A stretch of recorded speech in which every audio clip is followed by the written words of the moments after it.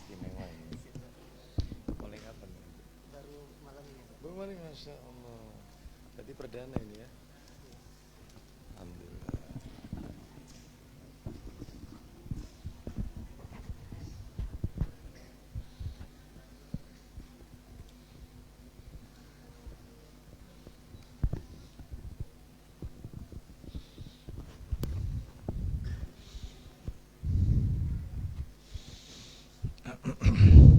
Gitu.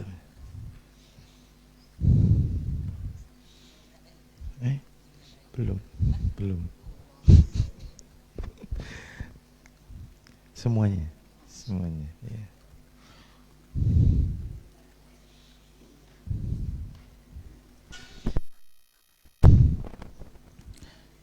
Kita mulai ya.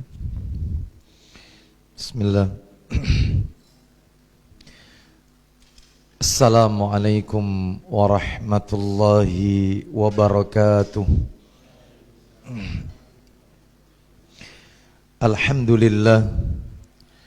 Alhamdulillahi hamdan katsiran tayyiban mubarakan fi kama yuhibbu rabbuna wa yarda. Wa ashhadu an la ilaha illallah wahdahu la syarika lah. Wa ashhadu anna Muhammadan abduhu wa rasuluh. Ya ayyuhalladzina amanu taqullaha haqqa tuqatih wa la tamutunna illa wa antum muslimun. Amma ba'du, fa inna asdaqal hadisi kitabullah wa khairal hadi hadiyu Muhammadin sallallahu alaihi wasallam wa syarral umuri muhdatsatuha wa kulla muhdatsatin bid'ah wa kulla bid'atin dhalalah wa kulla dhalalatin finnar.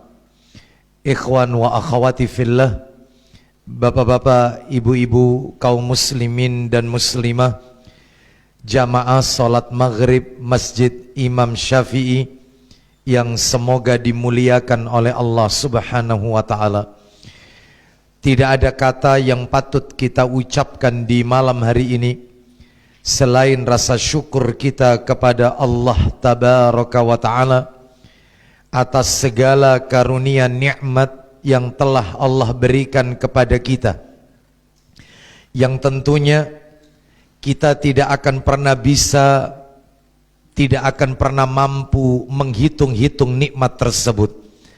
Mulai kita bangun dari tidur sampai kita tidur kembali, bahkan tidur itu sendiri merupakan bagian dari karunia nikmat Allah yang wajib untuk kita syukuri.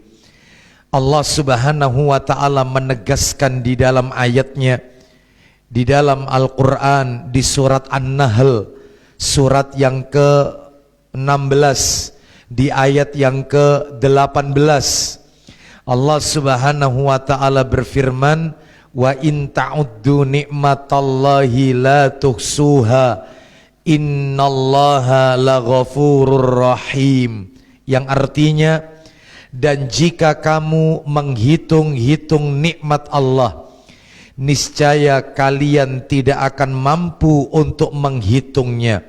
Sesungguhnya Allah benar-benar Maha Pengampun lagi Maha Penyayang. Ini menunjukkan kepada kita bahwasanya betapa besar karunia nikmat yang Allah berikan kepada kita. Kita tidak diminta oleh Allah untuk menghitung-hitung nikmat, tetapi kita diperintahkan oleh Allah Subhanahu wa ta'ala untuk mensyukuri nikmat-nikmat tersebut. Allah Subhanahu wa ta'ala berjanji di dalam Al-Quranul Karim, tepatnya di surat Ibrahim, surat yang ke-14 di ayat yang ke-7. Allah berfirman, wa itta'adzana rabbukum la in syakartum la azidannakum wa la in kafartum inna adzabi lasyadid. Yang inti daripada ayat ini adalah Allah Subhanahu wa ta'ala berfirman, Jika kamu bersyukur, niscaya aku akan menambah nikmat kepadamu. Tetapi jika kamu mengingkari nikmatku, maka pasti azabku sangatlah berat. Ini juga merupakan ancaman bagi mereka yang kufur nikmat. Semoga kita yang hadir di majelis ini tercatat di sisi Allah hamba-hamba yang syakirin, yang pandai bersyukur kepada Allah Subhanahu wa ta'ala. Bapak Ibu kaum muslimin dan muslimah rahimani wa rahimakumullah.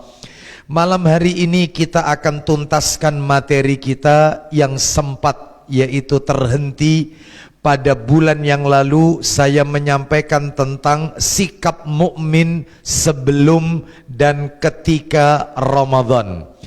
Berdasarkan catatan saya, pada bulan yang lalu kita telah menyelesaikan sikap mukmin sebelum Ramadan. Secara ringkas, secara singkat, ada 5 hal yang perlu kita siapkan sebelum Ramadan. Dan ini sudah kami sampaikan di awal-awal bulan Sya'ban, bulan yang lalu. Di antaranya adalah yang pertama, yaitu memperbanyak saum sunnah di bulan Sya'ban. Yang kedua adalah mengharap ampunan dan bertaubat kepada Allah Subhanahu wa ta'ala. Yang ketiga adalah mempersiapkan ilmu dan pemahaman fikih yang terkait dengan hukum-hukum yang berkaitan erat dengan bulan Ramadan, saum di bulan Ramadan.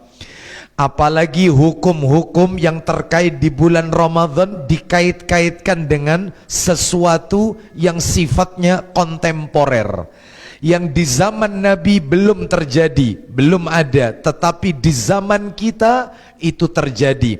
Seperti bagaimana hukumnya seorang wanita yang meminum pil pencegah haid di bulan Ramadan agar dia tidak memiliki hutang di bulan Ramadan.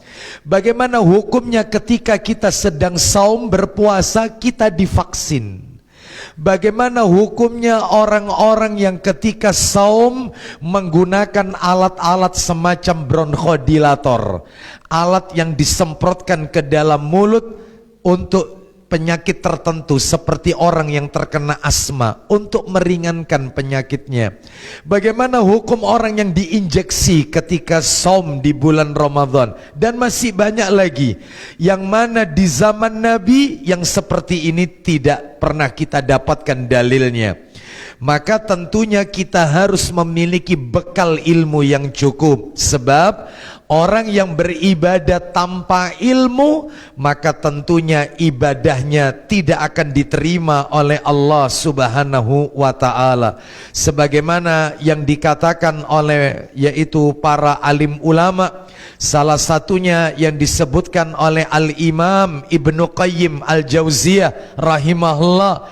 Beliau mengatakan, al-amilu bila ilmin kasairi bila dalilin. Orang yang beramal ibadah tanpa ilmu bagaikan orang yang berjalan tanpa ada penuntun.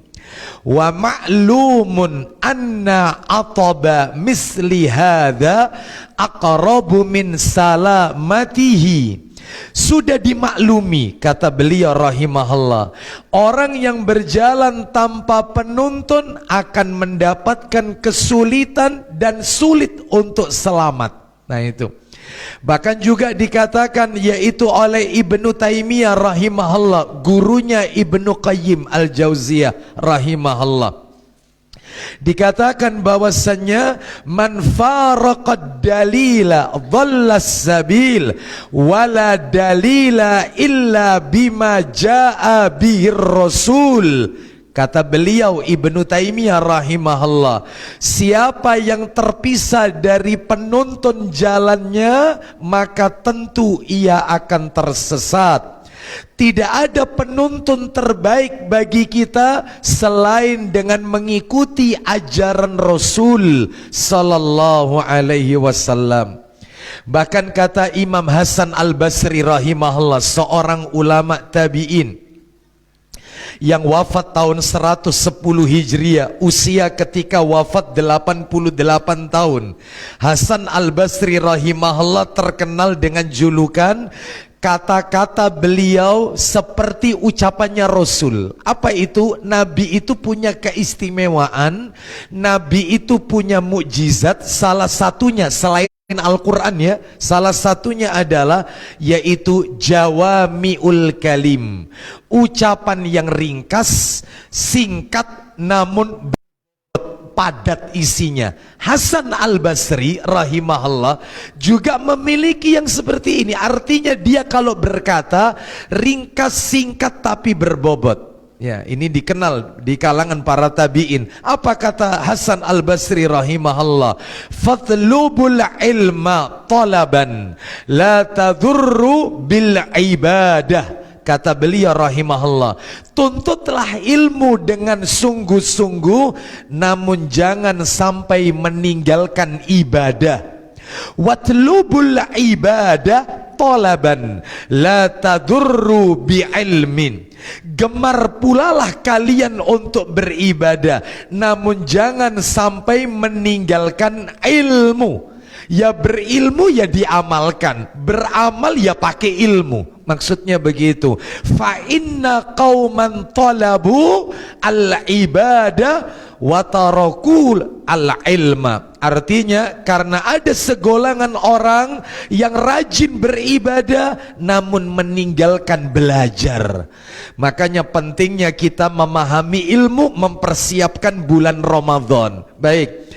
Jadi ini Bapak Ibu sekalian, yang ketiga, yang keempat kalau nggak salah bulan yang lalu itu sebelum Ramadan adalah seorang muslim harus gembira menyambut Ramadan, menanamkan dalam hatinya senang ketemu Ramadan.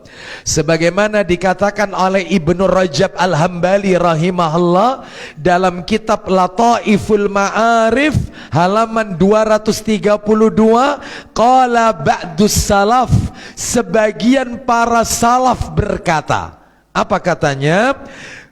Kanu yad'una Allah sittata ashhurin an yuballighahum syahra Ramadan. Dahulu mereka para salaf berdoa kepada Allah selama 6 bulan agar dipertemukan dengan bulan Ramadan. Summa yad'una Allah sittata ashhurin an yataqabbalahu minhum. Dan mereka para salaf juga berdoa kepada Allah selama 6 bulan setelah Ramadan agar amalan-amalan yang mereka kerjakan selama Ramadan diterima oleh Allah Subhanahu wa taala. 6 bulan sebelum Ramadan mereka meminta agar dipertemukan dengan Ramadan. 6 bulan pasca Ramadan mereka berdoa agar amalannya diterima oleh Allah Azza wa Jal.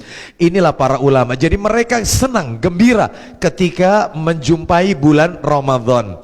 Dan tentunya Bapak Ibu sekalian, yang tidak kalah pentingnya adalah yang kelima, yaitu sebagai yang terakhir sebagai bentuk sikap mukmin sebelum Ramadan, persiapan perencanaan target. Masa urusan dunia saja kita selalu merencanakan target. Umur sekian saya menikah, umur sekian saya punya anak, umur sekian saya punya rumah, punya kendaraan, umur sekian, sekian, sekian, semuanya dirinci, semuanya duniawi. Pernahkah kita punya kurikulum akhirat? Ya, kurikulum akhirat. Apalagi seorang bapak yang pertama kali ditanya oleh Allah itu adalah suami laki-laki, sehingga tugas terberat suami bukan ngasih makan, ngasih minum, ngasih pakaian, tempat tinggal kepada istri. Maaf, istri antum tidak antum nikahi, tidak antum nikahi, rizkinya sudah dicukupi oleh Allah Subhanahu wa taala. Allah tidak zalim. Allah menciptakan hambanya, rizkinya pasti sudah dapat jatahnya. Berarti kalau begitu tugas terberat suami bukan mencari memberikan nafkah, bukan.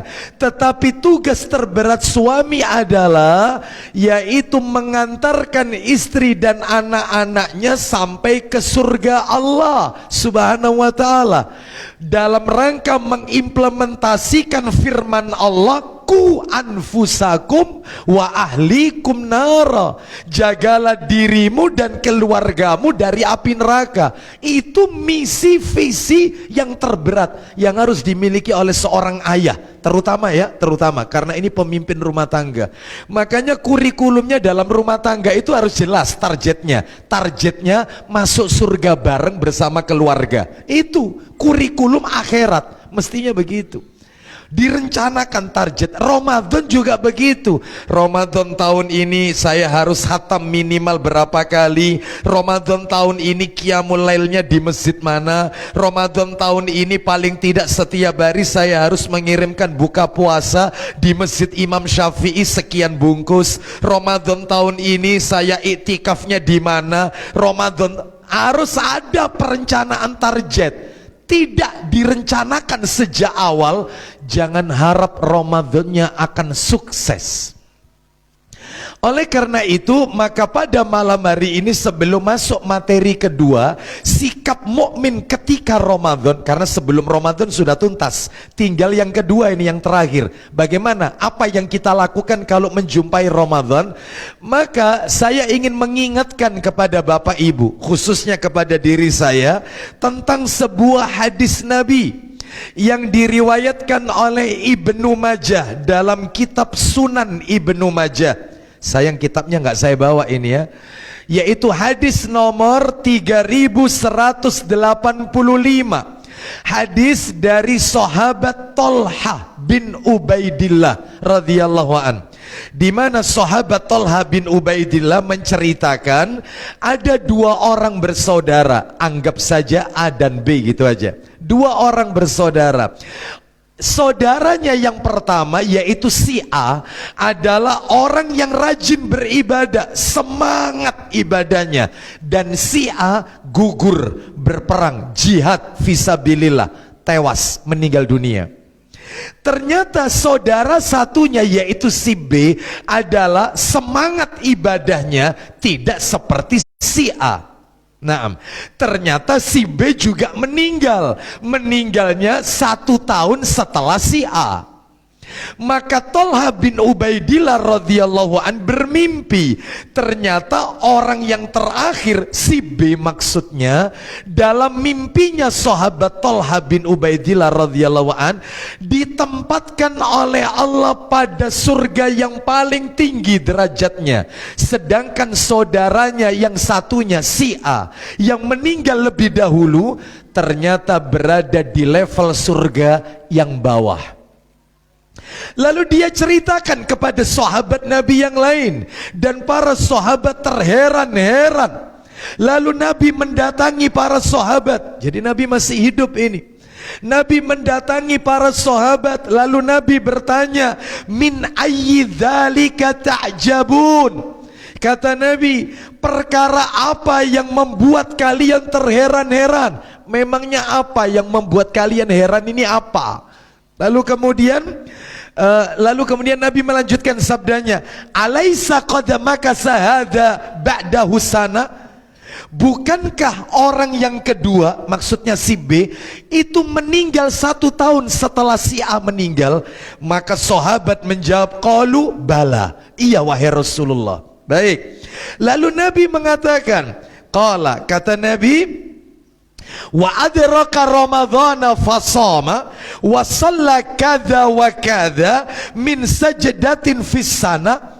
Bukankah orang yang kedua yaitu si B itu menjumpai bulan Ramadan, lalu dia saum, dia sholat qiyamul lail, qiyamul Ramadan, melakukan amal-amal kebajikan ini itu, dia optimalkan ibadah di bulan Ramadannya, dia ketemu bulan Ramadan. Qalu, sahabat menjawab, bala, iya wahai Rasulullah. Lalu Nabi menutup sabdanya, kata Nabi, fama bainahuma ab'adu mimma bainas sama wal ard. Kata Nabi, sungguh sangat jauh perbedaan antara kedua orang itu dalam hal kebajikan, bagaikan langit dengan bumi. Kata para alim ulama ketika mengomentari hadis ini, maka orang yang ketemu Ramadan berbahagialah, nikmat yang besar. Allah memberikan kesempatan kepada kita untuk bertemu dengan bulan yang diberkahi, bulan doa mustajab, bulan ampunan, pintu surga dibuka, pintu neraka ditutup, syaitan-syaitan dibelenggu, bulan penuh dengan rahmat. Dan masih banyak lagi nama-nama lain daripada bulan Ramadan, penghulu dari seluruh bulan, sayyidus syuhur, raja tuan dari seluruh bulan. Oleh karena itu maka mudah-mudahan Allah subhanahu wa ta'ala memberikan kesehatan kepada kita. Semoga Allah mempertemukan kita dengan Ramadan di tahun ini. Betapa banyak saudara-saudara kita beberapa bulan yang lalu sudah merencanakan ingin ketemu Ramadan. Ternyata takdir berbicara lain. Mereka harus menghadap Allah terlebih dahulu. Padahal mereka sudah merencanakan, nanti insya Allah Ramadan tahun ini, ya Allah Ramadan kurang berapa bulan ya. Ternyata Allah takdirkan lain. Dia tidak menjumpai Ramadan di tahun ini. Oleh karena itu semoga Allah berikan kita umur yang barokah, sehingga kita mampu, yaitu diberikan kesempatan oleh Allah untuk menikmati Ramadan di tahun ini. Dan semoga Ramadan di tahun ini bukanlah Ramadan yang terakhir bagi kita, tetapi Allah masih memberikan kesempatan kepada kita untuk menikmati indahnya Lailatul Qadar di masa-masa yang akan datang. Bapak ibu kaum muslimin dan muslimah rahimani wa rahimakumullah, maka izinkan saya malam hari ini yaitu akan menyampaikan beberapa amalan-amalan yang Nabi ajarkan kepada kita di bulan Ramadan. 13 amalan. Nah, Bapak Ibu sekalian rahimani wa rahimakumullah, haruskah Ramadan ini lewat begitu saja tanpa kita mengais pahala di dalamnya? Apakah Ramadan yang setiap tahun kita lewati ini kita biarkan berlalu begitu saja tanpa kita mendapatkan pahala di dalamnya? Makanya target kita kalau bisa Ramadan tahun ini harus lebih baik daripada Ramadan tahun yang lalu. Harus lebih baik. Ya, apalagi sekarang ulil amri kita sedikit memberikan kelonggaran kepada kita. Sholat taraweh, silahkan. Sudah, asalkan protokol kesehatan, asalkan ada beberapa syarat. Tapi kan tidak seperti tahun lalu. Alhamdulillah kita bersyukur kepada Allah Subhanahu wa ta'ala. Ya. Oleh karena itu Ramadan tahun ini harus jauh lebih baik daripada Ramadan tahun ini harus lebih baik daripada Ramadan tahun yang lalu. Bapak Ibu sekalian, 14 abad yang silam Nabi SAW sudah memberikan kita warning, sudah memberikan kita peringatan. Apa kata Nabi? Hadisnya Ibnu Majah, nomor hadisnya 1380. Ya, itu dikatakan oleh Nabi, rubba shaimin laisa lahu min siyamihi illal ju' wa rubba qaimin laisa lahu min qiyamihi illas sahr. Kata Nabi, berapa banyak orang-orang yang berpuasa tetapi dia tidak mendapatkan apa-apa kecuali hanya rasa lapar saja. Jadi Ramadannya cuma merasakan lapar melilit perut, haus mencekik tenggorokan, nggak lebih dari itu. Gagal total Ramadannya. Warubba qaimin, berapa banyak mereka-mereka yang sholat tarawih, laisa lahu min qiyamihi illa sahar, ternyata dia tidak mendapatkan apa-apa dari sholat tarawihnya, padahal berjamaah kan 27 kali lipat. Ini nggak dapat apa-apa, hanya dianggap sahar, begadang oleh Allah. Kenapa Ustadz? Berarti sudah puasanya merasakan lapar dan haus, terawihnya dianggap begadang, berarti kan gagal total. Kenapa? Ada sesuatu yang salah dalam bulan Ramadannya. Makanya supaya Ramadan kita di tahun ini lebih bermakna, ayo kita ikuti petunjuk Nabi SAW, 13 amalan di bulan Ramadan. Apa saja? Satu, kita langsung masuk saja. Amalan yang pertama yang disyariatkan yaitu di bulan Ramadan. Yang pertama adalah jelas melakukan ibadah saum atau puasa, siam, ya. Baik, jadi kita biasakan pakai istilah-istilah yang syar'i ya, saum gitu ya. Kalau bisa kita biasakan saum bukan puasa gitu ya. Kalau belum terbiasa apa itu saum, siam, ya nggak apa-apa. Kita jelaskan maksudnya puasa. Ya, kita biasakan mengucapkan kata ahad bukan minggu. Kita biasakan mengucapkan kata khitan bukan sunat. Kita biasakan mengucapkan kata akikoh bukan selapan atau yang lainnya. Kita biasakan ucapan Muharram, Safar, Rabiul Awal, Rabiul Akhir, Jumadil Ula, Jumadil Tsani, Rajab, Sya'ban, Ramadan, Syawal, Zulqa'dah, Zulhijjah. Maka kita tinggalkan penamaan-penamaan lain yang Allah tidak syariatkan, seperti suro, terus sapar, mulut, ba'da mulut, ya. Terus kemudian ada lagi istilah ruah, poso, dan seterusnya kita tinggalkan. Kenapa? Karena penamaan-penamaan bulan Hijriah ini sudah Allah tetapkan sebelum Allah menciptakan langit dan bumi. Sehingga ayo kita hidup-hidupkan siar agama Allah ini, ya. Kita hidup-hidupkan seperti itu. Terserah orang mau mengatakan dikit-dikit di Arab-Arabkan, ya, Arabisasi dan seterusnya, silakan, ya, boleh. Ya, tetapi kita dalam hal ini yang sudah ngaji, maka kita hidup-hidupkan siar Allah, jangan pernah memadamkan siar Allah. Sehingga bahasa-bahasa syar'i seperti ini kita tumbuh suburkan, ya. Baik, Bapak Ibu kaum muslimin dan muslimah rahimani wa rahimakumullah. Saya ulang, yang pertama adalah melakukan saum atau puasa, gitu ya. Puasa ini bahasa Sanskerta. Kita lihat mana dalilnya.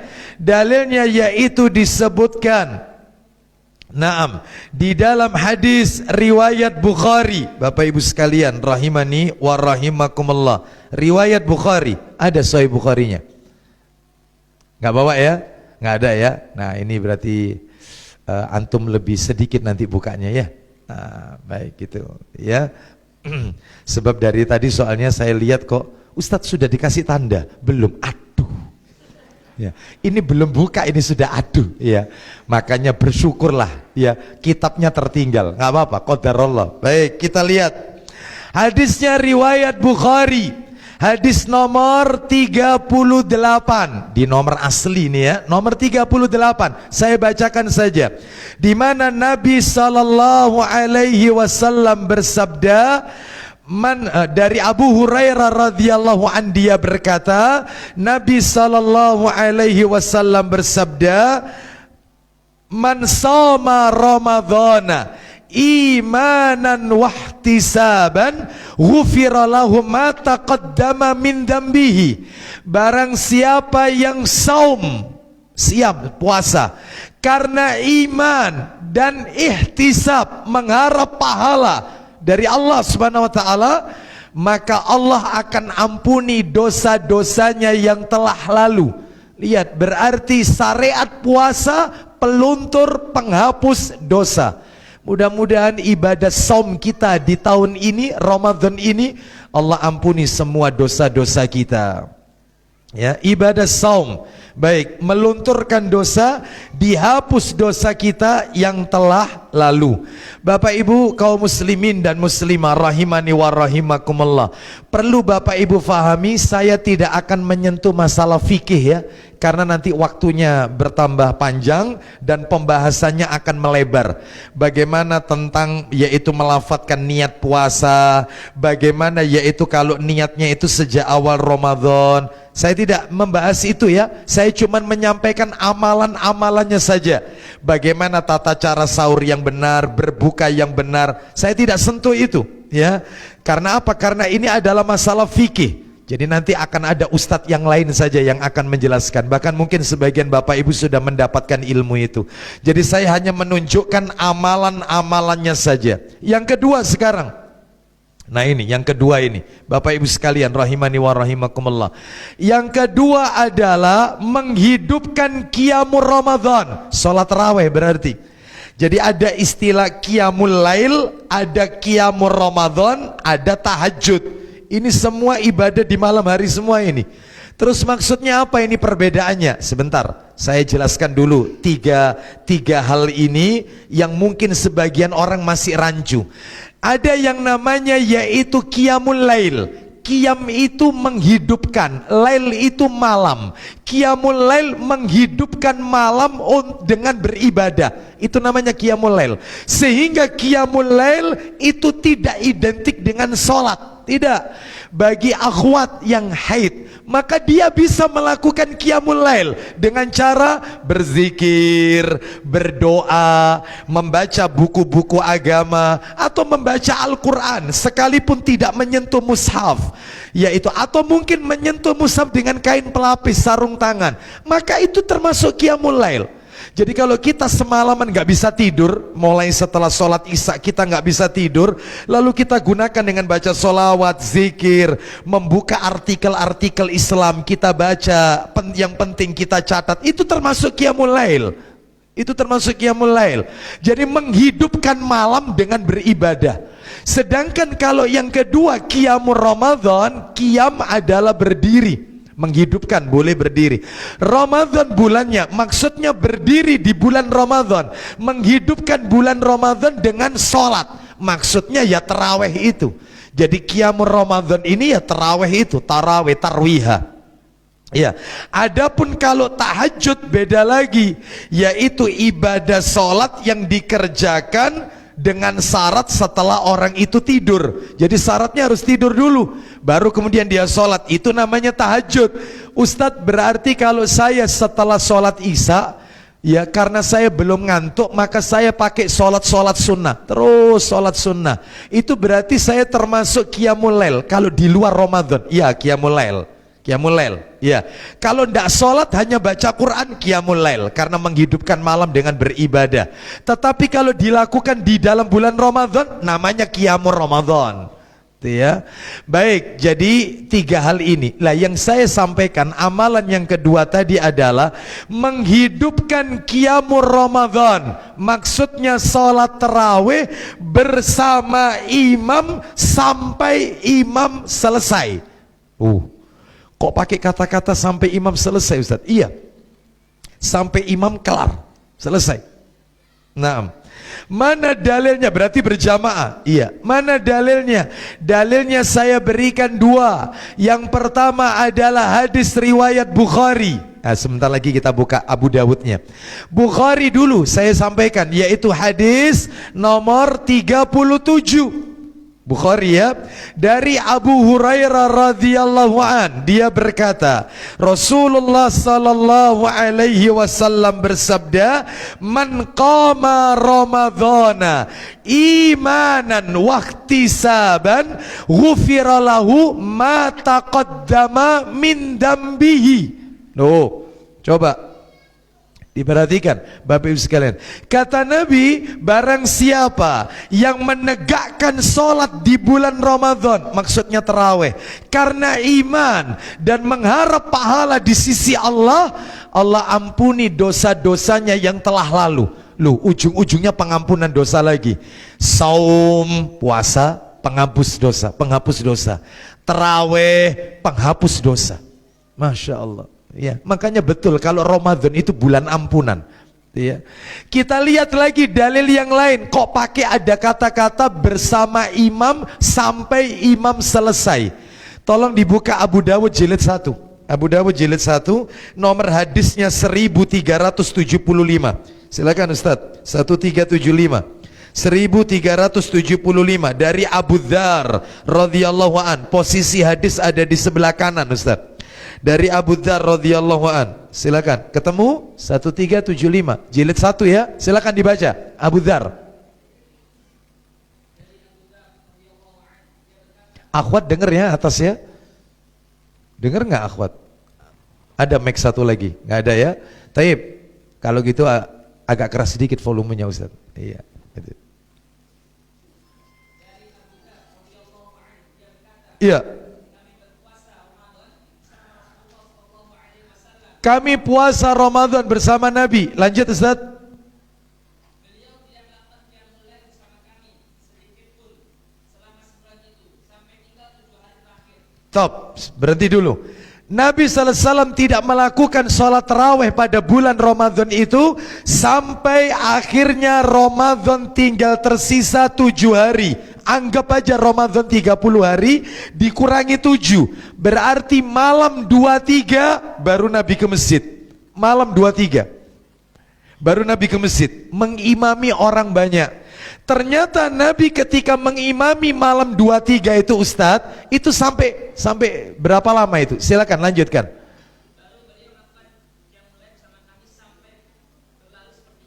Sampai berlalu sepertiga malam yang pertama tarawihnya. Sepertiga malam yang pertama. Lanjut Ustadz, malam berikutnya yaitu malam 24. Silakan Ustadz, tinggal tersisa 6 hari. Silakan. Baik, Nabi nggak ke masjid. Ya, malam yaitu 24. 6 hari sebelum Ramadan tuntas. Setelah berikutnya Ustadz Ramadan kurang 5 hari, berarti malam 25. Lanjut Ustadz. Sampai teruskan. Hingga berlalu sampai tengah malam. Setelah Isya start sampai tengah malam. Bayangkan. Terus kemudian berikutnya Ustadz, lanjutkan. Ya.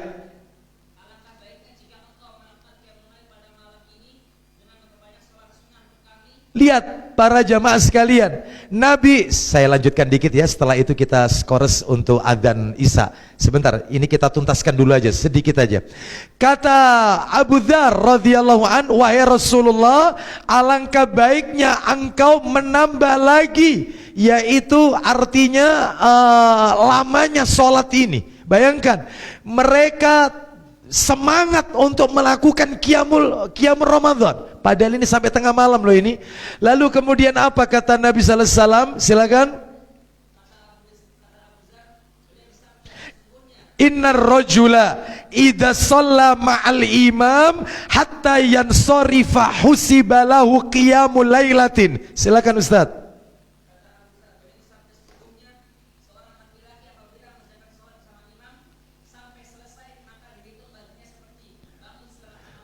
Jadi orang yang sholat bersama imam sampai imam selesai, maka dia tercatat seperti orang yang melakukan ibadah semalam suntuk.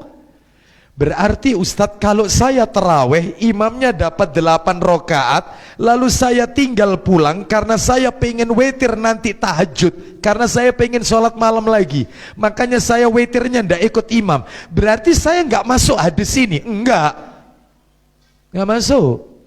Tuntaskan, Ustadz, masjid saya itu terawihnya 21 rakaat Ustadz, 23.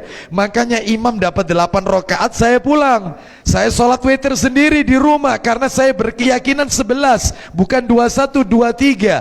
Apakah saya masuk kategori yang tadi? Nggak dapat ibadah seperti semalam suntuk beribadah? Ya nggak dapat. Loh, berarti saya harus tuntas imam itu? Iya. Apa salahnya terawih 21 rakaat? Bukankah jumlah sholat malam itu tidak terhingga, tidak dibatasi jumlah rakaat?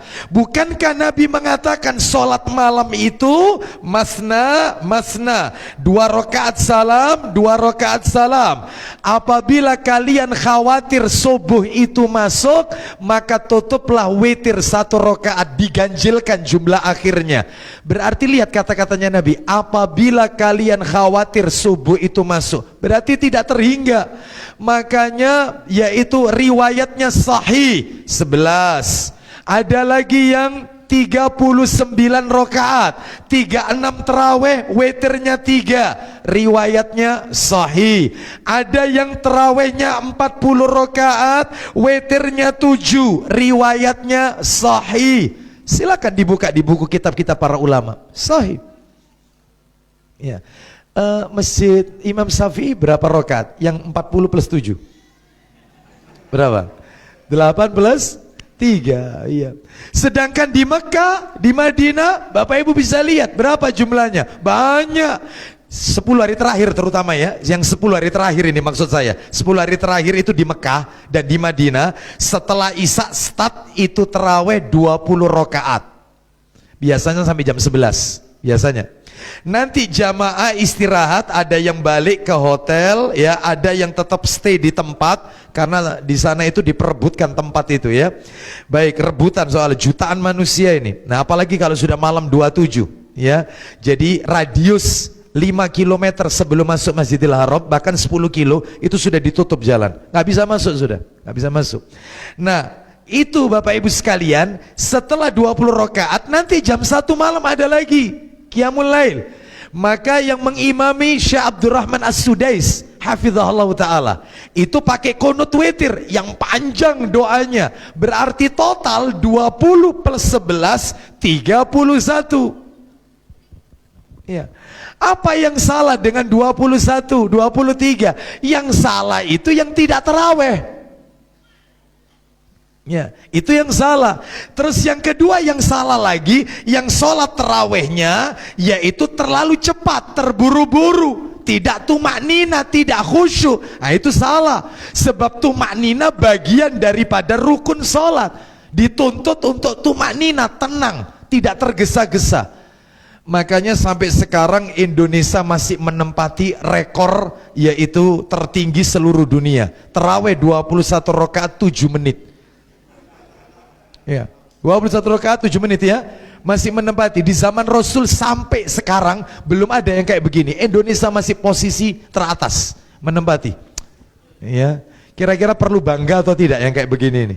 Bapak Ibu sekalian rahimani wa rahimakumullah. Nggak boleh. Nih saya tunjukkan Umar bin Al-Khattab radhiyallahu an itu melakukan sholat tarawih lebih dari 11 rakaat. Beliau memerintahkan Ubay bin Ka'ab radhiyallahu an dan Tamim Ad-Dari radhiyallahu anhuma untuk mengimami orang-orang pada bulan Ramadan dengan membaca 1 rakaatnya 200 ayat. Sampai-sampai para sahabat yang lain mereka bertumpu pada tongkat, ada yang mereka bertumpu pada yaitu dinding. Seperti itu. 1 rakaat 200 ayat. Lu coba itu diterapkan di Imam Syafi'i, insya Allah besok tidak ada jamaahnya. Ayo, iya. Bapak Ibu tahu apa yang dilakukan? Nih, teruskan Ustadz, belum kelar itu. Itu kan tadi malam 25. Terus kemudian Ustadz, berikutnya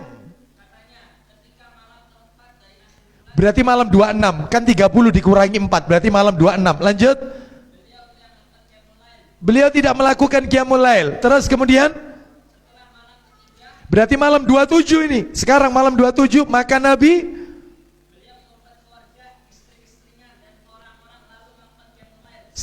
sampai ketinggalan apa itu? Apa itu al-falah? Yaitu waktu. Jadi sahabat ketika sholat malam 27 itu sampai merasa koyo gak sahur, gak sahur.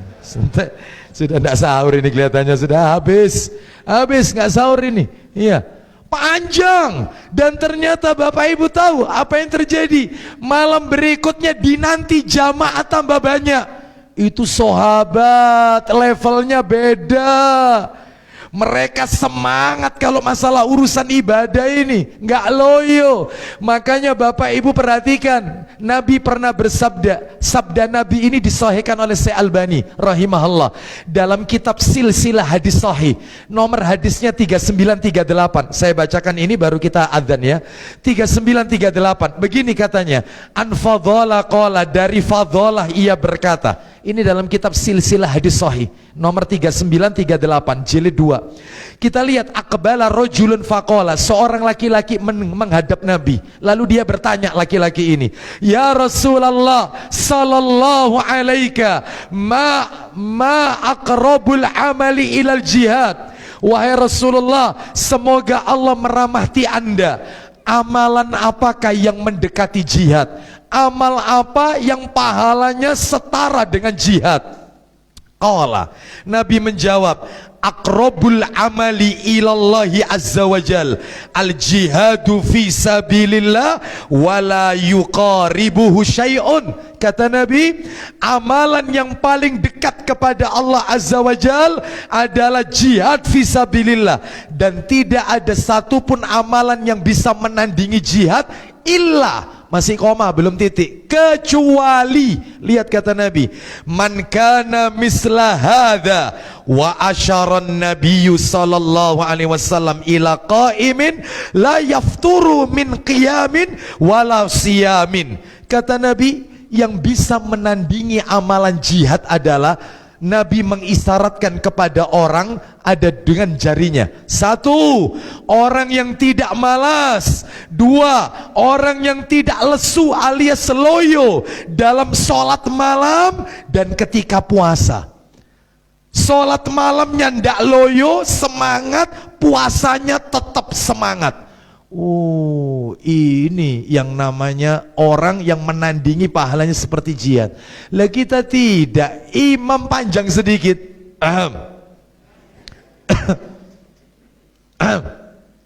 Ada aja modelnya itu loh, ya. Ya Allah, ya. Baik, kalau bisa kita mengikuti sunnah Nabi sallallahu alaihi wasallam. Baik, kita dengarkan azan dulu, kumandang azan. Setelah itu kemudian kita lanjutkan sedikit materi kita ya. Wassallallahu ala nabiyyina wa ala alihi washabihi wasallam. Silakan.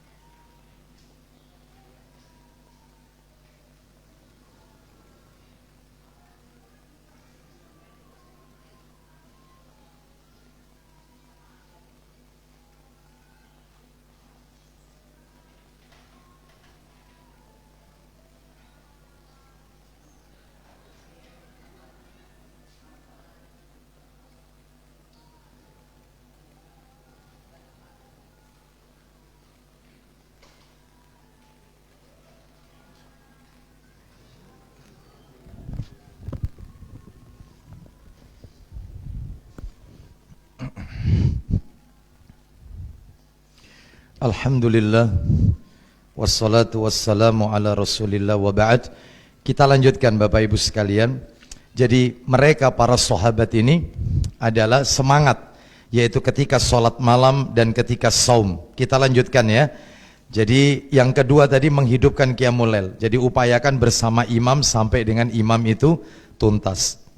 Wallahu a'lam bishawab. Kita lanjutkan sekarang yang ketiga, amalan yang ketiga. Amalan yang ketiga adalah yaitu membayar zakat fitri, atau kita sering menyebutnya dengan zakat fitrah. Zakat fitri. Dalilnya adalah disebutkan yaitu di dalam kitab Sahih Targhib wa Tarhib. Silakan jilid 2 itu ya. Nomor hadisnya agak ke belakang, nomor 1085, 1085. Ani bin Abbas radhiyallahu anhuma qala faradha Rasulullah sallallahu alaihi wasallam zakatal fitri tuhratan lis-shaimi minal laghwi war rafas. Silakan. Iya.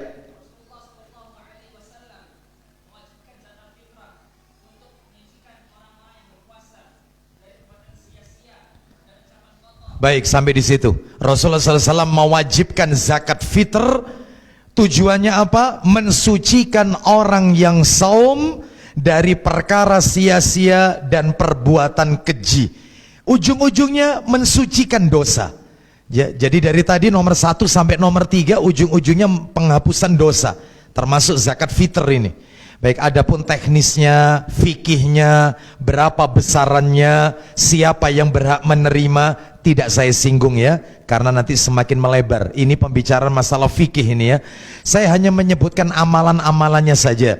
Yang keempat, yang Nabi ajarkan dari 13 amalan. Yang keempat adalah memperbanyak sedekah. Memperbanyak sedekah. Dalilnya disebutkan di dalam hadis riwayat Bukhari ya. Nomornya nomor 6, Bukhari nomor 6 di kitab aslinya.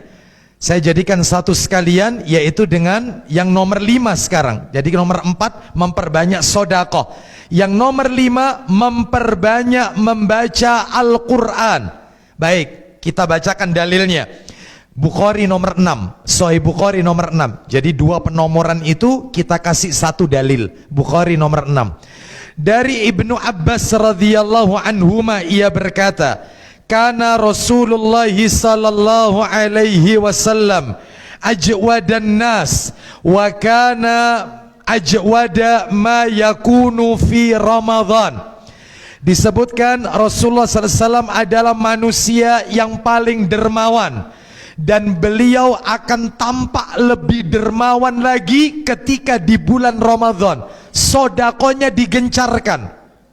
Iya, sodakonya digencarkan. Ya, kedermawanannya digencarkan. Sampai-sampai di dalam hadis Bukhari juga dikatakan, diibaratkan seperti angin kencang yang berhembus, gencar sodakonya. Kita juga begitu mestinya, mengikuti Nabi, memberikan buka puasa, mengirimkan yaitu kurma, air mineral, ya, mengirimkan yaitu menu santap sahur untuk mereka yang iktikaf, ya, seperti itu. Terus kita gencarkan. Ya, apalagi kita sudah punya wadah seperti ini, Masjid Imam Syafi'i, maka ya harus kita hidup-hidupkan. Ya, keluarkan harta kita untuk memakmurkan rumah Allah Subhanahu wa taala. Kita hidup-hidupkan, ya. Memberikan buka puasa, kalau bisa ketika memberikan buka puasa ya menunya yang layak lah, ya. Yang layak itu ya. Jangan sampai, saya pernah kejadian kira-kira sebelum pandemi, 1 tahun ya 2 tahun yang lalu lah, berarti 2 tahun yang lalu mampir ke salah satu masjid. Ternyata dikasih nasi bungkus sama takmirnya. Awalnya dikasih kurma, lalu sholat maghrib. Setelah sholat maghrib dikasih nasi bungkus. Begitu nasi bungkus saya buka, astagfirullah, ya, itu yang namanya tahu, itu kena angin ke kanan miring ke kanan tahu. Kena angin ke kiri miring ke kiri, tahu ini. Kenapa berarti itu? Tipis, iya. Terus sambelnya banyak. Ini kan menu penyiksa orang yang kayak begini. Nggak ada orang sholat tarawih kayak begini. Iya, belum lagi dikasih telur-telurnya ndak ada kuningnya, complung, makanya tak cari sama saya. Katanya jamaah sebelah, cari apa Ustadz? Ana cari kuningnya, barangkali jatuh, coba antum cek punya antum. Iya, yang bagus, Masjid Imam Syafi'i, buka puasa pertama, nasi kabuli. Ramadan kedua, hari kedua, nasi mandi. Yaman. Ramadan ketiga, nasi biryani, nasi India. Ramadan keempat, bakaran gulai kambing. Ajib. Itu kalau tiap hari Imam Syafi'i seperti ini, insya Allah saya buka di sini terus, insya Allah. Insya Allah. Ini ndak, mesti takjil ketemu OT-OT. La haula. Tiap tahun ketemu OT-OT. OT-OT-nya sampai kalau bisa ngomong, ketemu mana rek? Gitu. Kalau bisa kasih yang layak, kurma juga begitu, kasih kurma yang bagus. Iya, jangan kurma kering, kasih kurma yang bagus, minimal sukari, rutop. Nah itu, keluarkan harta kita, berikan jamaah itu yang sehingga mereka merasa nyaman. Nah gitu ya. Kalau bisa Masjid Imam Syafi'i, kalau nggak bisa Ramadan tahun ini, Ramadan berikutnya diberikan jamaah itu yogurt. Ya, kalau di Madinah itu begitu, di Mekah itu. Jadi kurma, ada rutop, ya, ada yogurt, ada roti, ada buah, ada air kapulaga untuk menghilangkan bau mulut yang tidak sedap. Sehingga ketika kita minum meskipun sampai terawih itu enak, hangat di perut. Air kapulaga, ajib. Ada kopi susu, ajib. Ya, Imam Syafi'i bisa ya kira-kira ya? Insya Allah semua buka puasa di ini. Siapa yang nggak senang? Makmur masjidnya itu, ya. Sodakoh diperbanyak, sodakoh, ya. Baik, lalu kemudian kita lanjutkan yang kelima tadi ya. Yang kelima, memperbanyak membaca Al-Quran. Bapak Ibu sekalian, satu-satunya amal ibadah yang harus ditingkatkan di bulan Ramadan adalah membaca Al-Quran. Karena Al-Quran diturunkan pada bulan Ramadan. Syahru Ramadan alladhi unzila fihi Al-Quran hudal linnasi wa bayyinatim minal huda wal furqan. Bulan Ramadan adalah bulan diturunkannya Al-Quran. Bahkan bukan hanya Al-Quran, semua kitab samawi turun di bulan Ramadan. Suhuf Ibrahim, Zabur, Taurat, Injil, termasuk Al-Quran, kitab penyempurna dari seluruh kitab yang ada, juga turun di bulan Ramadan. Nah itu, oleh karena itu maka perbanyak. Bapak Ibu saya tunjukkan para ulama terdahulu. Salah satunya nih, Utsman bin Affan radhiyallahu an, khalifah ketiga. Beliau mengkhatamkan Al-Quran dalam sebulan 30 kali. Berarti sehari sekali hatam. Kita lihat lagi Qatadah seorang tabi'in, beliau menghatamkan Al-Quran sepekan sekali. Kalau di luar Ramadan, sepekan sekali di luar Ramadan. Kalau masuk bulan Ramadan, maka 3 hari sekali khatam. Kalau masuk 10 hari terakhir Ramadan, setiap malam khatam. Qatadah. Beda lagi sama Imam Bukhari yang nama aslinya adalah Muhammad bin Ismail rahimahullah. Imam Bukhari, ya, penulis kitab Sahih Bukhari. Beliau ini menghatamkan Al-Quran di bulan Ramadan, siang hari, pagi sampai siang, sekali hatam. Lalu beliau ketika sholat tarawih menghatamkan Quran setiap 3 hari sekali. Jadi tarawih pertama, tarawih kedua, tarawih ketiga hatam. Berarti sekali tarawih 10 juz. Tarawih kedua 10 juz. Berarti sampai ketiga hatam. Tetapi kalau paginya sampai siang hatam langsung sekali. Ini mereka salaf. Ya. Kita tahun yang lalu berapa kali khotam? Ya, harus punya target, maka perbanyak membaca Al-Quran. Baik, ini yang kelima. Keenam, memberi makan orang yang berbuka puasa, berbuka saum. Ya, orang yang iftar, berbuka saum, kita beri makan. Kenapa? Disebutkan di dalam hadis buka Sahih Targhib wa Tarhib, nomornya 1078, 1078. Ya, pada poin 1B ya. 1078 yaitu dari Zaid bin Khalid Al-Juhani radhiyallahu an. Silakan Ustaz baca.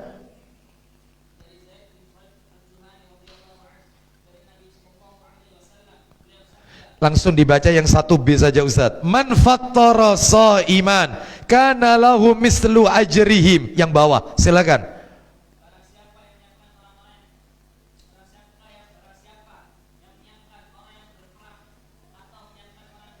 Terus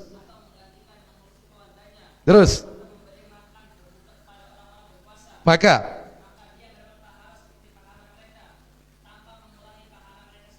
baik. Jadi ada 4 di sini Nabi sebutkan. Siapa yang menyiapkan kebutuhannya orang yang jihad berperang di jalan Allah. 1. Yang kedua, siapa yang memberi bekal orang yang akan berangkat haji. Makanya penting kalau ada saudara kita tahun ini berangkat haji, maka kita berikan dia bekal. Meskipun itu sederhana, entah itu makanan, entah itu uang saku, kita berikan dia. Atau yang ketiga, yaitu merawat atau menjaga keluarga orang yang berangkat haji. Jadi keluarganya berangkat haji, anak-anaknya kita yang ikut menjaga, memperhatikannya. Seperti itu. Ya, maka ini penting ini. Yang keempat adalah siapa yang memberikan buka saum bagi orang yang sedang saum, maka dia mendapatkan pahala seperti orang yang melakukan ibadah tersebut tanpa mengurangi pahala orang yang melakukan tersebut. Wallahu a'lam bishawab. Jadi ini memberi makan orang yang berbuka saum, itu ya. Baik, kita lanjutkan. Jadi kalau ada saudara kita mau berangkat haji, nggak apa-apa, kita kasih titip apa gitu ya. Berupa makanan ya, seperti itu yang bisa dikonsumsi di sana itu ya, atau uang saku jangan dilihat nilainya, mudah-mudahan ini bermanfaat bagi panjenengan, titip gitu. Tapi kalau panjenengan ngasih uang saku atau mungkin memberikan bekal meskipun sedikit, tolong kita nggak usah titip-titip sama dia. Ini saya kasih uang saku, jangan dilihat nilainya ya, tapi nanti kalau kamu mau balik aku titip kurma 1 kilo, kismis 1 kilo ya. Terus kemudian titip macam-macam, ini enggak benar yang kayak begini ya. Nggak usah, yang ikhlas saja. Nah, titip yang bermanfaat, memberi bekal. Yang nggak boleh itu titip, ada lagi yang nggak boleh itu titip foto. Saya pernah kayak begini nih ya, saya pernah. Jadi ada jamaah mengejar saya sampai ke Bandara Juanda.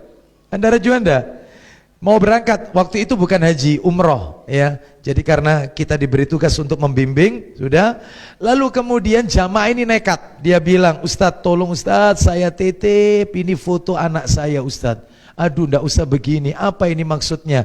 Anak saya ini Ustadz, saya minta tolong foto ini nanti Pak Ustadz kalau sudah nyampe di Mekah Masjidil Haram, tolong dibuang di sana Ustadz, biar lancar jodohnya. Anak saya ini umurnya sudah kepala 3, perempuan tapi belum nikah. Setelah Ustadz minta tolong Ustadz. Nggak usah Bu, yang seperti ini ndak usah.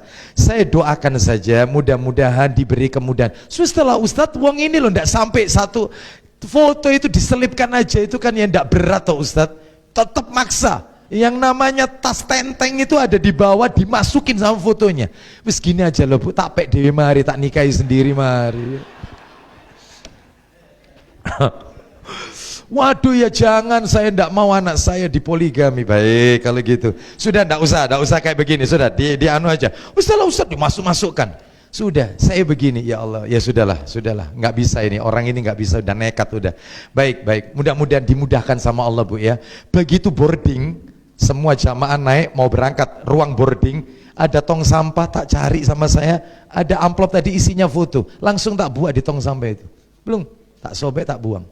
Begitu saya pulang umroh, dia telepon saya telepon, Bu, gimana putrinya? Itu ya. Alhamdulillah Ustadz, dapat jodoh Ustadz. Saya lupa ngabari Ustadz. Loh iya, dapat orang mana? Dapat orang Sedati Ustadz. Juanda itu wilayah mana Juanda itu? Sedati. Ya. Saya buangnya di mana tadi? alhamdulillah dapat orang sedati. Saya gini bilang sama istri saya, itu tadi kalau tak buang di Madinah oleh wong Madinah rumahnya. Nggak ada ini. Ini khurafat semua yang kayak begini nih ya. Baik, jamaah sekalian. Jadi nggak bener ini. Ya saya diundang acaranya, walimanya. Itu ya. Jadi nggak ada yang kayak begini. Doakan saja, minta doa boleh. Kita lanjutkan, nggak usah titip-titip seperti ini. Kita lanjutkan, yaitu yang ke-7, melakukan umroh. Umroh di bulan Ramadan ganjarannya besar. Sebab, silakan dibuka. Oh ya, kitabnya enggak saya bawa ini. Sahih Targhib wa Tarhib jilid 3. Hadis nomor enggak saya bawa ya, jilid 3 nomor 1121. Ya. Dari Abu Thalib radhiyallahu an, dia bertanya kepada Nabi sallallahu alaihi wasallam, "Ya Rasulullah, fama ya'dilul hajja ma'ak?" Wahai Rasulullah, apa yang setara dengan haji bersamamu? Amal ibadah apa yang ganjarannya setara dengan haji bersamamu? Qala, Nabi menjawab, umratun fi Ramadan, umrah di bulan Ramadan. Oh. Mudah-mudahan kita semua ditakdirkan bisa menunaikan umrah di bulan Ramadan.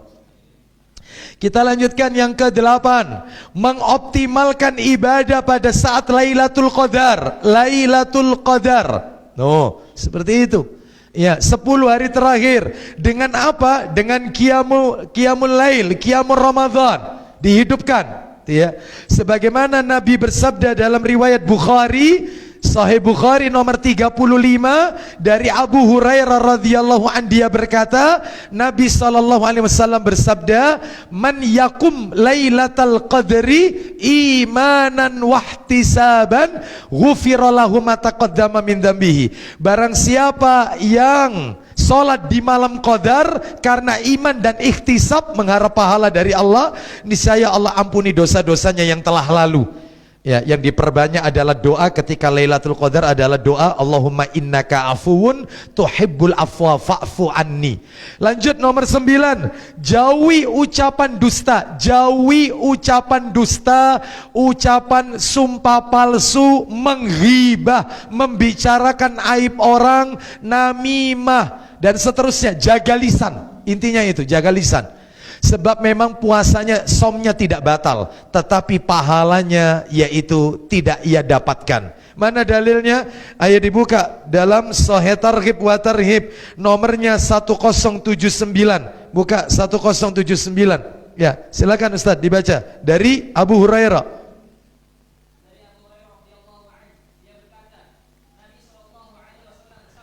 Man lam yada' qawla zuri wal amala bihi falaysa lillahi hajatun fi an yada'a ta'amahu wa syarabahu. Silakan.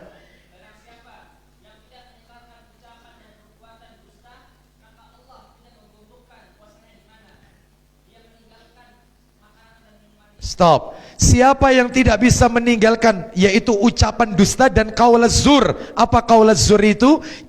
Kata Imam At-Tibbi rahimahullah, zur itu adalah kata-kata bohong, kata-kata mengandung kekufuran, saksi palsu, fitnah, ghibah, menuduh, mencela, melaknat dan lain sebagainya. Itu namanya zur. Ini nggak boleh. Sehingga orang yang melakukan ini, katanya Nabi tadi, Allah tidak butuh dia meninggalkan makan dan minumnya. Alias Allah nggak butuh, dia mau puasa nggak puasa Allah nggak butuh, nggak dapat apa-apa. Capek-capek udah puasa, som, ternyata nggak dapat pahala. Baik, terus kita lanjutkan. Bahkan tambahkan lagi Ustadz, tolong ditambahkan dalilnya 1082, 1082, 1082. Sahih Targhib, silakan. Ayo. Ya. Isinya, puasa itu bukan, yaitu tidak makan dan tidak minum, bukan. Tapi inti som itu apa? Silakan.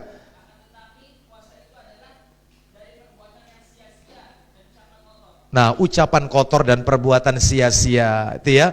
Sekarang kita lanjutkan 10, iktikaf. 10 melakukan iktikaf. Rasulullah SAW iktikaf pada 10 hari terakhir. Bahkan menjelang ajalnya Nabi iktikaf 20 hari. Jadi usia beliau bertambah tua, ibadahnya semakin meningkat. Iktikafnya 20 hari menjelang usia tuanya, bukan hanya 10 hari. Bayangkan. ya. Ini disebutkan yaitu di dalam hadis riwayat Muslim dalam kitab i'tikaf. Baik. Bisa dibuka Ustaz Sahih Muslimnya, nomornya 1140. 1140, 1140 dan 1141. Dua-duanya dari Aisyah radhiyallahu anha, radhiyallahu anhuma. Silakan. 1140. 1140. Ya. Cepat dikit Ustaz. Ini belum makan malam semua ini. Iya. Ini nunggu antum semua ini. Ya. Silakan. Hati-hati sobek. Silakan 1140. Dari Ibnu Umar radhiyallahu anhu, katanya Nabi sallallahu alaihi wasallam bersabda Iya. mengenai Ramadan. Sabdanya, janganlah kamu puasa sebelum melihat bulan. Itu nomor berapa Ustaz? Iya. 1140. Ya, 1140. Silakan. Dari Aisyah Ustaz. 1140. Iya. 1140 dan 1141. Dua-duanya dari Aisyah radhiyallahu anha. Silakan dibaca. Dari Aisyah radhiyallahu anha, katanya bahwasanya Nabi sallallahu alaihi wasallam iktikaf pada setiap 10 hari yang akhir Terus. Ramadan. Terus. 1141-nya? Dari Aisyah radhiyallahu anha, katanya sesungguhnya Nabi sallallahu alaihi wasallam bersabda, iktikaf pada tiap-tiap 10 yang akhir bulan Ramadan hingga beliau wafat. Terus. Kemudian Para istri beliau meneruskan apa yang Nabi lakukan. Juga i'tikaf. Berarti wanita i'tikaf boleh? Boleh. Ya, asalkan memenuhi syarat. Syaratnya kalau bisa masjidnya yaitu dibuat beda, yaitu antara tempat wanita, ikhwan dan akhwat. Kamar mandinya juga begitu, berbeda. Tempatnya tertutup, ya. Sehingga keluar masuknya akhwat itu tidak terlihat oleh laki-laki karena dia harus istirahat di tempat itu karena menginap. Boleh enggak itikaf cuman 2-3 jam? Cuman qiyamul lail, ikut qiyamul lail, setelah sahur, setelah sholat subuh dia pulang karena dia harus kerja, melakukan aktivitas. Apakah boleh? Boleh. Ulama mengatakan boleh. Ada fatwanya itu, boleh. Sekalipun 2-3 jam di masjid. Dan tidak harus malam hari itikaf, boleh siang hari. Sah, nggak apa-apa. Kita lanjutkan nomor 11, perbanyak doa. Terutama kalau di bulan Ramadan, doa-doa mustajab itu saya tunjukkan ya dari beberapa ya.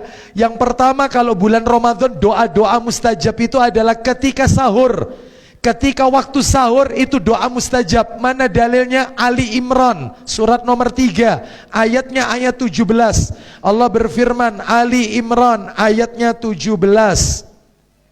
Allah berfirman yaitu as-sabirina was-sadiqina wal-qanitina wal-munfiqina wal-mustaghfirina bil ashar, yang artinya orang-orang yang sabar, orang-orang yang benar, orang-orang yang taat, orang-orang yang menginfakkan hartanya, dan orang-orang yang memohon ampun kepada Allah di waktu sahur. Disebut waktu sahur ini mustajab, istighfar. Bahkan Ibnu Umar radhiyallahu anhuma itu kalau mau mendekati fajar beliau tanya sama muridnya yaitu Nafi rahimahullah. Ya Nafi, wahai Nafi, apakah waktu sahur sudah masuk mendekati fajar ini ya? Maka Nafi ketika mengatakan iya, maka Ibnu Umar minta ampun istighfar 70 kali di waktu sahur. Minta ampun kepada Allah karena mustajab. Terus kapan lagi? Menjelang berbuka itu mustajab. Jadi doanya orang yang berpuasa melakukan som menjelang berbuka, last minute sebelum matahari terbenam, sebelum maghrib, itu mustajab. Saya kalau lihat di Mekah, di Madinah ya, jutaan manusia kan, mereka kalau mendekati maghrib 10 menit, 5 menit, 10 menit sebelum itu satu masjid itu nggak ada yang bersuara, semuanya hening. Yang kita dengarkan itu cuman isakan tangis. Jadi mereka berdoa, betul-betul waktu dimanfaatkan sama mereka. Beda dengan di negeri kita, kalau saya lihat last minute mendekati maghrib, mereka bukan berdoa tetapi melakukan Apa itu istilahnya kata orang Sunda? Ngabuburit. Ngabuburit, yaitu mempersiapkan menu santap buka puasa. Yang ribut kolak lah, yang ribut inilah, yang ribut ini. La haula wala. Berdoa, minta sama Allah. Ini detik-detik ini mustajab ini. Di mana itu dalilnya? Dalilnya adalah riwayat Tirmidzi dalam kitab Sunan Tirmidzi. Tuh kitabnya ada di sana warna kuning itu. Nanti bisa dicek. Nanti aja dibaca. Jilidnya jilid 3. Jilidnya jilid 3. Nomornya mudah diingat nomornya. Jilid 2 apa jilid 3 ya? Nanti bisa dilihat. Nomor 2526, 2526. Di situ nanti disebutkan 3 orang yang doanya tidak tertolak, bahkan doanya 3 orang ini langsung diangkat, pintu-pintu langit dibuka oleh Allah untuk menerima doanya 3 orang ini. 1, doanya pemimpin yang adil. 2, doanya musafir. 3, doanya orang yang saum menjelang berbuka. Itu pintu langit dibuka semua untuk Allah terima doa-doanya. Masya Allah. Itu nanti di situ. Ya. Dibaca, ada kok kitabnya Tirmidzi. Kita lanjutkan. Jadi itu doa. Kenapa kok memperbanyak doa? Silakan Ustadz dibuka Sahih Targhib wa Tarhib, nomornya 1002 Ustadz. 1002, 1002. Ya. Dari Abu Sa'id Al-Khudri radhiyallahu an, dia berkata, Nabi sallallahu alaihi wasallam bersabda, "Innallaha tabaraka wa ta'ala utaqa'u fi kulli yaumin wa lailatin, yakni fi Ramadan, wa inna li kulli muslimin fi kulli yaumin wa lailatin da'watan mustajabatan." Silakan baca artinya. Iya. Isinya, sabdanya,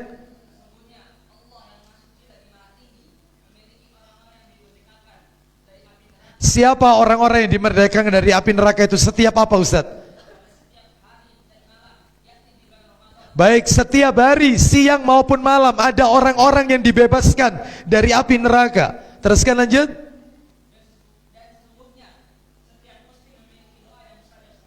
Nah, setiap hari di bulan Ramadan punya doa mustajab. Makanya perbanyak doa amalannya. 12, tinggal 1 lagi terakhir. Mengakhirkan sahur dan menyegerakan berbuka. Jadi kalau saum, Nabi itu kalau sahur diakhirkan, kalau berbuka disegerakan. Saya mau tanya, panjenengan kalau sahur pukul berapa?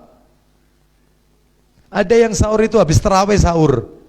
Ada, supaya nanti malam gak bangun lagi. Ya, ini salah. Kalau bisa akhirkan sahur itu. Berapa ini jaraknya? Kita bisa lihat dalam hadis. Nanti bisa dicek ya. Sahih Muslim nomor 1061 atau Sahih Muslim nomor, ya, dalam cetakan terjemahan 1061 atau cetakan aslinya 1097, nomor aslinya itu ya. Nomor 1061 yang cetakan terjemahan. Itu kata Zaid bin Sabit ketika ditanya oleh Anas bin Malik, berapa jarak antara sahurnya Nabi dengan adzan subuh? Katanya Zaid bin Sabit, antara sahur Nabi dengan adzan subuh seperti orang membaca 50 ayat Quran. Di zaman Nabi nggak ada jam, ukurannya pakai ayat. Maka kalau kita baca ayat Quran 50 ayat, kita pakai Al-Baqarah misalnya yang agak panjang, itu kalau dibaca tartil butuh waktu 20 menit.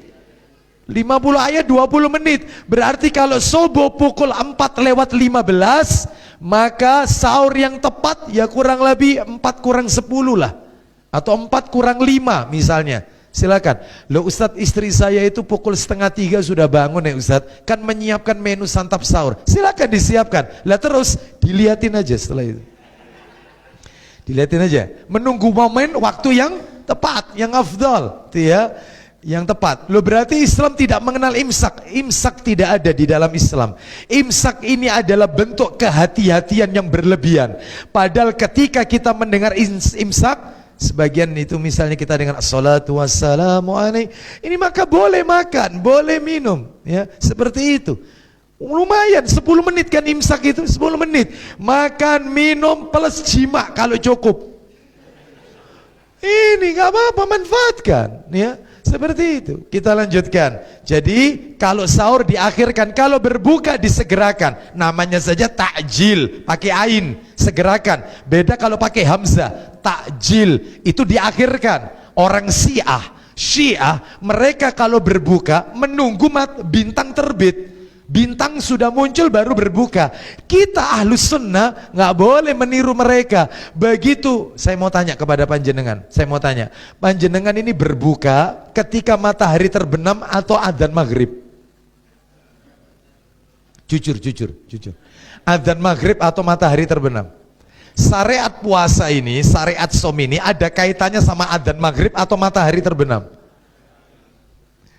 Adzan maghrib itu sebagai pertanda masuknya waktu sholat maghrib, nggak ada kaitannya sama buka som. Orang som itu fajar sodik sampai matahari terbenam.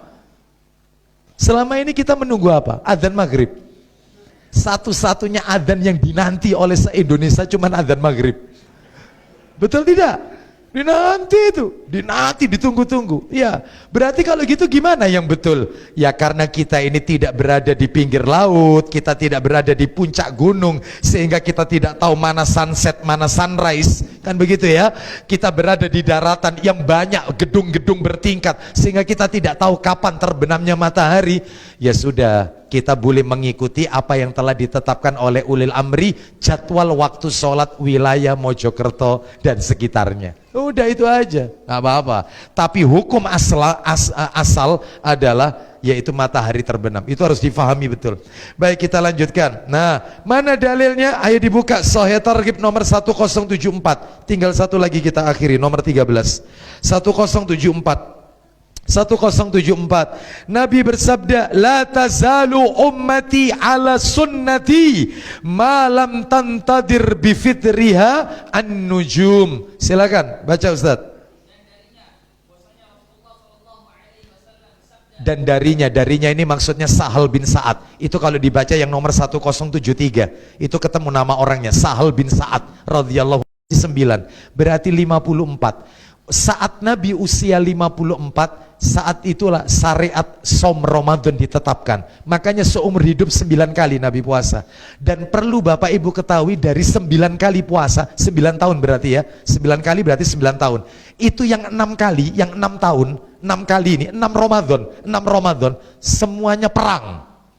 Perang Badar, Ramadan. Dengan kaum muslimin di perang Badar Al-Kubra, Ramadan 8 Hijriah, kemenangan kaum muslimin saat Fathul Mekah, menguasai kota Mekah. Ramadan 15 Hijriah, Nabi sudah wafat. Nabi wafat 11 Hijriah, ini 15 Hijriah. Kemenangan Baitul Maqdis Palestina di bawah komando sahabat Umar bin Khattab radhiyallahu an, dikuasai Palestina. Terus Ramadan 20 Hijriah, kemenangan Mesir di bawah komando sahabat Amru bin Al-As. Ramadan 63 Hijriah, Muhammad bin Al-Qasim memenangkan peperangan terhadap tentara India di Sungai Sindi. Ramadan 91 Hijriah, pembebasan Andalus Eropa di bawah komando Tariq bin Malik Al-Bariri. Ramadan 93 Hijriah, menyelesaikan pembebasan Andalus, Sevilla dan Toledo di bawah komando Musa, sahabat Musa bin Nusair. Ramadan 212 Hijriah, kemenangan Sisilia di bawah komando Ziyad bin Aghlab. Ramadan 223 Hijriah, kemenangan Bizantium di bawah Khalifah Al-Mu'tasim Billah. Ramadan 658 Hijriah, kemenangan atas Ain Jalut di bawah komando Mudhafir Saifuddin serta menghentikan serangan Mongol. Terakhir Ramadan, yaitu beberapa banyak ini ya, banyak sekali ini sejarah mencatat semuanya bulan Ramadan, semuanya bulan Ramadan. Intinya apa? Ustadz ngomong begini, intinya apa? Maksud saya adalah Ramadan di zaman mereka, Rasul, sahabat, tabi'in, tabi'ut tabi'in, salafus soleh, Ramadan jihad, semangat, tidak loyo, tidak lesu. Itu mereka. Bukan kayak orang sekarang, Ramadannya dipakai tidur-tiduran, terus pakai dalil tidurnya orang puasa ibadah. Ini dalil dari mana? Semangat. Mestinya etos kerja kita, semangat kerja kita 2 kali lipat di bulan Ramadan. Ini ndak, baru pagi jam 9 jalannya miring-miring. Ditanya, kenapa mas? Puasa Ustaz? Ya Allah, Kalau Ramadan tidur itu, ada nggak orang itu ketika Ramadan sahur, tidur, bangunnya asar? Itu tiap hari begitu. Ada yang kayak begini ada. Nanti asar siap-siap berbuka, habis berbuka terawih, habis terawih begadang, jagongan, warkop, sampai tengah malam sahur, habis sahur tidur dulu, sampai bangun asar. Yang kayak begini kan Ramadan di zaman Nabi? Tidak. Semangat di zaman Nabi.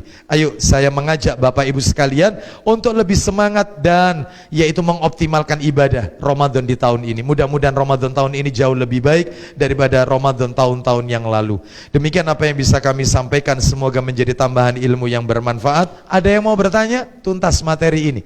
Nanti saya akan kirimkan materi ini melalui bentuk PDF ke Abu Umar Hafizahullah Ta'ala. Tolong diminta ke beliau ya, nanti materi ini saya akan kirimkan melalui bentuk PDF lengkap dengan dalilnya ya. Jadi nanti bisa diminta, atau sekarang sebentar lagi akan saya kirimkan, insya Allah sudah ada ini ya. Ada yang mau bertanya? Ya, satu aja.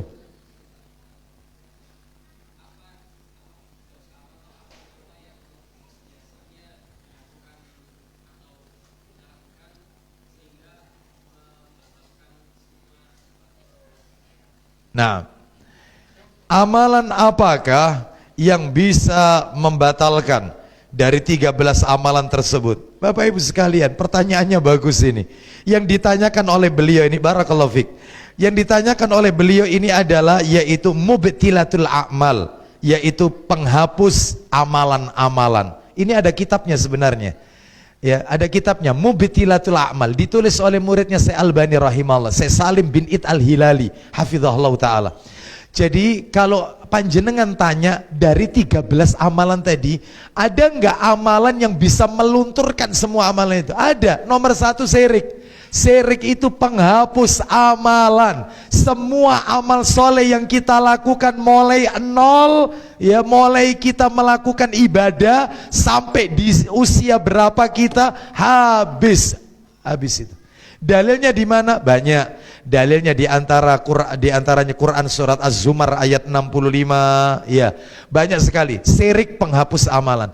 Maka jangan sampai di bulan Ramadan kita melakukan kesirikan. No, itu. Terus apa lagi penghapus amal? Ada, yaitu bid'ah. Ya, bid'ah. Kullu bid'atin dhalalah wa kullu dhalalatin finnar. Bahkan bid'ah ini kata Nabi, man amila amalan laisa alaihi amruna fawaradun. Barang siapa yang melakukan satu amal ibadah yang kami tidak pernah melakukannya, amalnya tertolak, tidak diterima oleh Allah. Itu banyak sekali beberapa. Maka ayo kita jaga, yaitu jangan sampai Ramadan kita sia-sia dengan melakukan perbuatan-perbuatan penghapus amal. Wallahu a'lam wa bissawab. Ya, demikian Bapak Ibu, karena waktunya sudah malam, kita tutup dengan kafaratul majelis. Semoga sedikit menjadi tambahan ilmu yang bermanfaat. Insya Allah kita ketemu lagi jika Allah pertemukan kita di bulan Juni. Karena di bulan Mei kita libur tentunya karena mendekati Idul Fitri ya. Dan insya Allah di bulan Juni kita akan lanjutkan topik awal kita, yaitu 200 petua emas Rasul sallallahu alaihi wasallam, hadis-hadis yang pendek-pendek ya, dan itu sempat terpotong waktu itu. Baik, kita tutup. Wassallallahu ala nabiyyina wa ala alihi washabihi wasallam. Subhanakallahumma wa bihamdika asyhadu an la ilaha illa anta astaghfiruka wa atubu ilaik. Wa akhiru da'wana anil hamdulillah.